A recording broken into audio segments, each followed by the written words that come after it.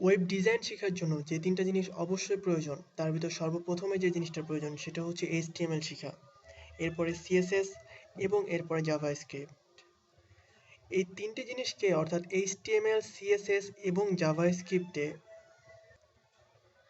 Web page এবং web কন্টেন্টের backbone বলা হয়, অর্থাৎ মেরুদণ্ড বলা হয়। অর্থাৎ এগুলো ছাড়া ওয়েব পেজ কল্পনা করা যায় না। HTML ছাড়া কোনো ওয়েব পেজ তৈরি হতে পারে না, অর্থাৎ no HTML no web page. HTML এর সম্পূর্ণ অর্থাৎ ফুল মিনিং হচ্ছে হাইপার টেক্সট মার্কআপ ল্যাঙ্গুয়েজ। এটি কোনো প্রোগ্রামিং ভাষা না, এটি একটি মার্কআপ ল্যাঙ্গুয়েজ। ওয়েব ডিজাইন করার জন্য HTML ছাড়া সেটা কোনোভাবেই সম্ভব না। আমি আবারও বলছি, no HTML no web page. CSS কিংবা জাভাস্ক্রিপ্ট কিংবা অন্য যে কোনো প্রোগ্রামিং ল্যাঙ্গুয়েজ সেটা যাই হোক না কেন, HTML এর ভিতরেই সেগুলোকে ইমপ্লিমেন্ট করতে হবে। HTML কিছু ট্যাগ এবং অ্যাট্রিবিউট এর সমন্বয়ে গঠিত, অর্থাৎ এগুলো ব্যবহার করে HTML দ্বারা স্ট্রাকচার তৈরি করা যায়। HTML বেসিক্যালি একটা ওয়েব পেজের স্ট্রাকচার তৈরি করে বা একটা ওয়েব পেজের গঠন তৈরি করে, যেটা আমাদেরকে দেখিয়ে দিবে ওয়েব পেজের কোথায় কি আছে বা ওয়েব পেজের কিভাবে কোথায় কোন জিনিসটা থাকতে পারে এগুলো নির্ধারণ করে। একটা ওয়েবসাইটে ইমেজ থাকতে পারে, অন্য কোনো কন্টেন্ট থাকতে পারে, ভিডিও থাকতে পারে, কোনো একটা প্যারাগ্রাফ থাকতে পারে। এগুলোকে আমরা ট্যাগ দ্বারা চিহ্নিত করব। অর্থাৎ আমরা প্যারাগ্রাফ লিখতে হলে এক ধরনের ট্যাগ ব্যবহার করব। আমরা যখন ইমেজ বসাবো ওয়েবসাইটে তখন এক ধরনের ট্যাগ ব্যবহার করব। এবং এই ট্যাগের ভিতরে আমরা অ্যাট্রিবিউট ব্যবহার করতে পারবো বিভিন্নভাবে। যেমন একটা ইমেজ ট্যাগের ভিতরে ইমেজটাকে আমরা সাইজ করতে পারি বিভিন্ন সাইজ, বা একটা টেক্সট অর্থাৎ প্যারাগ্রাফ ট্যাগের ভিতরে আমরা প্যারাগ্রাফটাকে কালার করতে পারি। তো এই প্যারাগ্রাফ ট্যাগের ভিতরে আমরা কালার করার জন্য অ্যাট্রিবিউট ব্যবহার করব। এগুলো ধাপে ধাপে HTML এ আলোচনা করা হবে। CSS বা ক্যাসকেডিং স্টাইল শিট। একটা ওয়েব পেজে HTML দ্বারা তার স্ট্রাকচার বা গঠন তৈরি করা হবে, কিন্তু সেটা দেখতে কেমন হবে, কোন জায়গায় কতটুকু জায়গা থাকবে।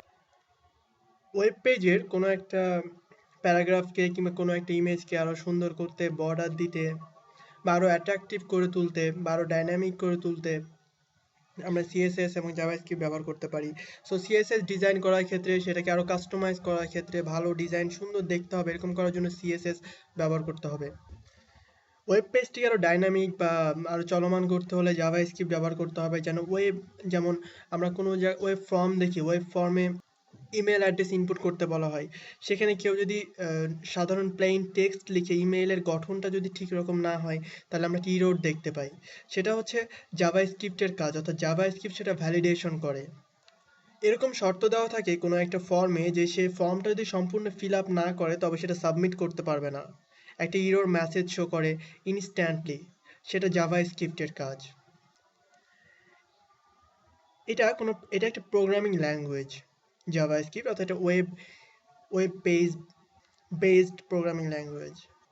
কিন্তু এটা সার্ভার সাইড ল্যাঙ্গুয়েজ না, যার কারণে কোনো ডাটাবেস থেকে ডাটা নিয়ে আসার ক্ষেত্রে, ডাটা এডিট করার ক্ষেত্রে এটির কোনো ভূমিকা নেই। ওয়েব পেজে অবস্থান করে ওয়েব পেজ সম্পর্কিত ডাইনামিক্যালি বিভিন্ন কাজ করতে পারে শুধুমাত্র জাভাস্ক্রিপ্ট, স্পেশালি ফর্ম ভ্যালিডেশনের কাজ। এই কোর্সে আমরা যে জিনিসটা নিয়ে আলোচনা করব তা হচ্ছে HTML। HTML সম্পর্কে ধাপে ধাপে এর ট্যাগ, অ্যাট্রিবিউট কিভাবে কাজ করে, কোথা থেকে শুরু করতে হবে, একদম প্রথম থেকে, অর্থাৎ যারা একদমই পারে না, একদম বেসিক লেভেল প্রথম থেকে শুরু করতে চায়, কি ব্যবহার করতে হবে, কি কি কাজ করতে হবে, কি কি জিনিস প্রয়োজন, প্রত্যেকটা জিনিস ধাপে ধাপে HTML চ্যাপ্টারে আলোচনা করা হবে। HTML এর ক্ষেত্রে আমরা যা যা শিখব তা হলো, এই কোর্সে আমরা HTML সম্পর্কে কি কি জানবো। HTML কি, প্রথমে এটা জেনে ফেলেছি। HTML এর basic structure, content formatting, content কিভাবে সাজাতে হবে, লিঙ্ক কিভাবে তৈরি করতে হবে, লিস্ট আইটেম কিভাবে তৈরি করতে হবে, বেসিক স্টাইল, বেসিক স্ক্রিপ্টিং, অর্থাৎ CSS এর সাথে HTML ব্যবহার এবং জাভাস্ক্রিপ্টের সাথে HTML ব্যবহার। তো এভাবে HTML এর সম্পূর্ণ বেসিকটা এখানে ধারণা দেওয়া হবে প্রথম থেকে শুরু পর্যন্ত, এবং এর পরবর্তীতে কিভাবে CSS শুরু করতে হবে সবকিছু একটা ধারণা দেওয়া হবে। এখন আমরা কোথা থেকে শুরু করব। HTML শিখতে আমাদের কি প্রয়োজন? অনলি দুইটা জিনিস, টেক্সট এডিটর এবং ওয়েব ব্রাউজার। আমরা HTML কোড সমূহ লিখব যে কোনো টেক্সট এডিটরে এবং সেগুলো শো করব ব্রাউজারে। এই জন্য এই দুইটা জিনিস অবশ্যই প্রয়োজন। টেক্সট এডিটর বিভিন্ন রকমের আছে বা বিভিন্ন নামের আছে, বিভিন্ন প্রতিষ্ঠান বের করেছে। যেমন উইন্ডোজের জন্য ডিফল্ট টেক্সট এডিটর নোটপ্যাড, এছাড়া আরও ওয়েবসাইটে খুঁজে পাওয়া যাবে free notepad plus plus, Sublime text editor, এবং ওয়েব ব্রাউজারের ভিতরে internet explorer, Firefox, Google Chrome, Opera এবং অনেক কিছু আছে। টেক্সট এডিটর সিলেক্ট করার ক্ষেত্রে কিছু জিনিস খেয়াল রাখতে হবে। কিছু সুবিধা, অর্থাৎ আমরা যেহেতু HTML-টাকে মার্কআপ ল্যাঙ্গুয়েজ মার্কআপ করব, তাই আমাদের কিছু সুবিধা দরকার। যেমন কোনটা কোন লাইন, এটা 1 নাম্বার লাইন, এটা 2 নাম্বার লাইন, 3 নাম্বার লাইন, কারণ যখন কোনো কোডে ভুল হবে সেটা ধরার জন্য সোজা হবে।